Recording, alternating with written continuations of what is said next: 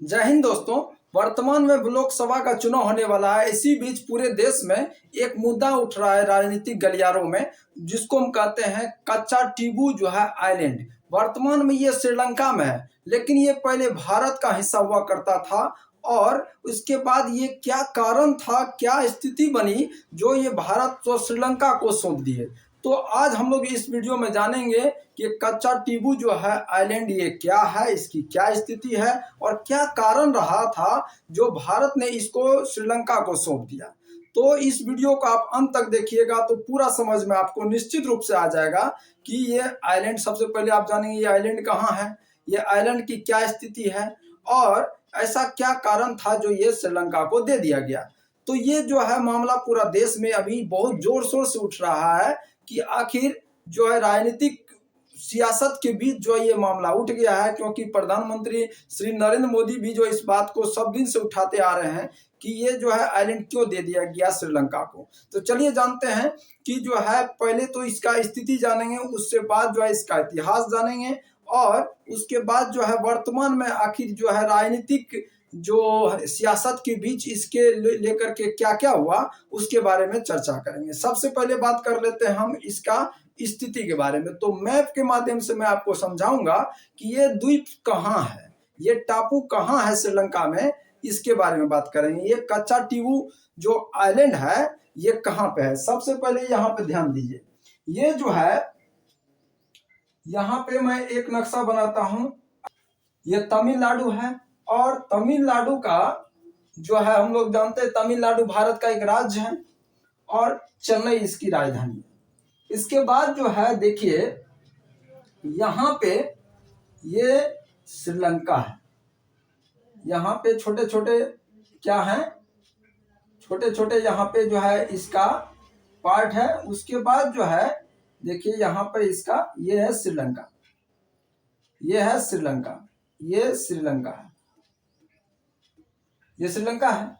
उसके बाद यहाँ पे है ये जगह है क्या आपको कच्चा टीबू, ये जो है कच्चा टीबू द्वीप आइलैंड।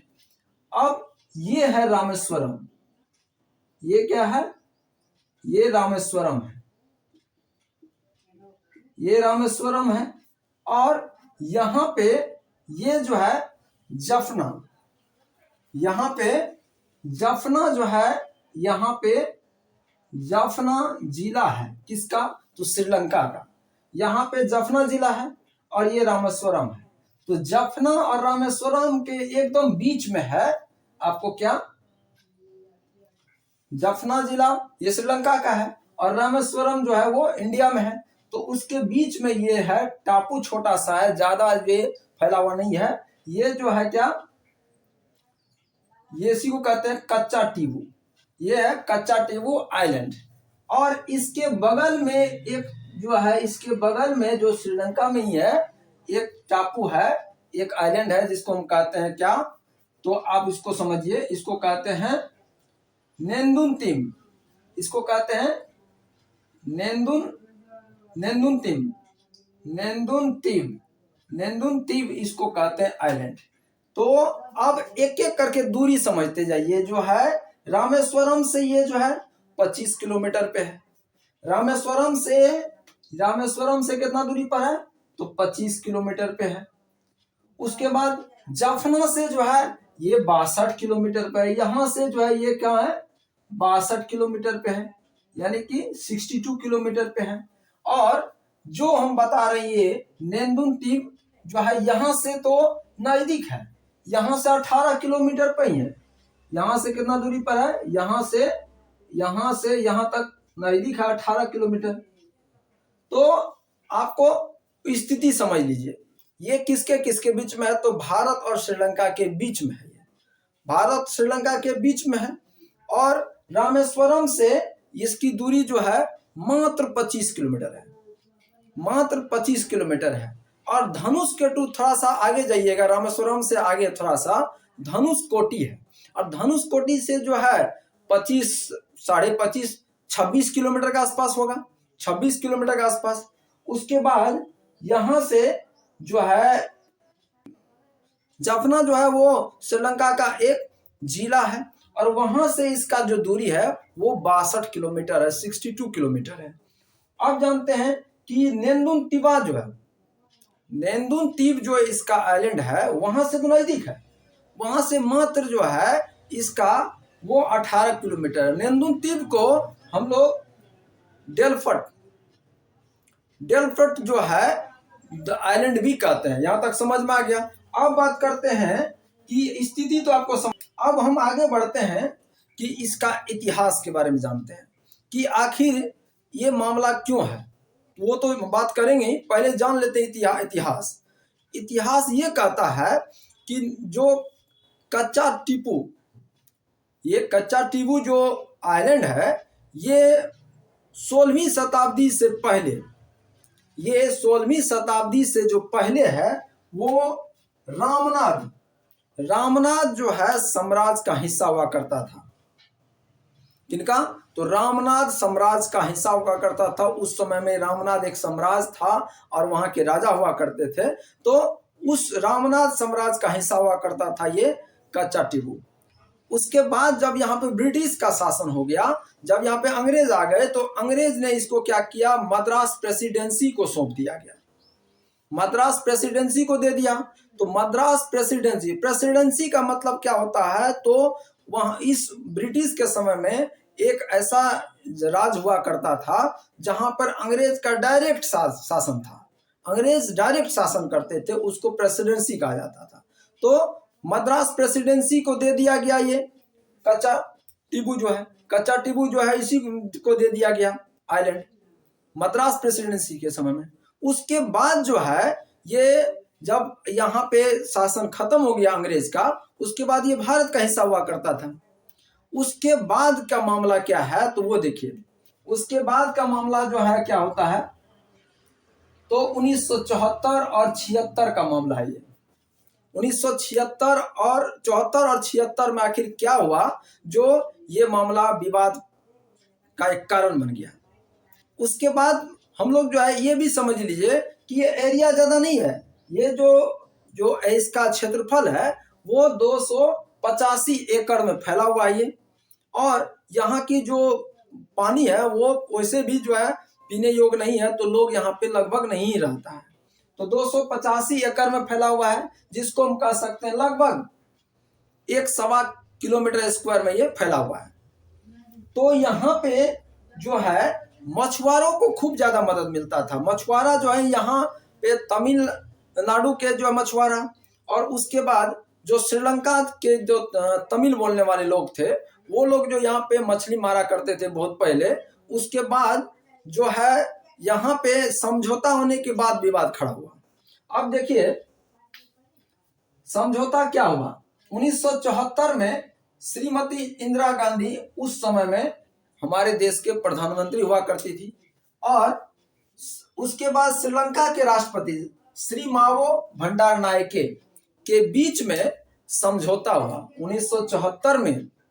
1974 में दोनों के बीच में समझौता हुआ था, श्रीमती इंदिरा गांधी और श्रीलंका के राष्ट्रपति के बीच में समझौता हुआ। उसके लिए 2 मीटिंग हुआ, एक 26 जून को हुआ, 26 जून 1974 को हुआ कोलंबो में श्रीलंका में, और दिल्ली में जो है जस्ट 2 दिन के बाद जो है दोनों के बीच में जो मीटिंग हुआ 28 जून को। और 28 जून को होने के बाद इसे जो है एक समझौते के तहत, यानी कि भारत श्रीलंका समुद्री समझौते के तहत जो है इसे श्रीलंका को सौंप दिया गया। और इसमें यह कहा गया था कि जो है भारत के मछुआरा और वहां के मछुआरा जो है ये दोनों का अधिकार रहेगा। भारत के मछुआरा जो है वहां पे जाल सुखा सकते हैं, आराम कर सकते हैं। अब जो है बात आता है 1976 में।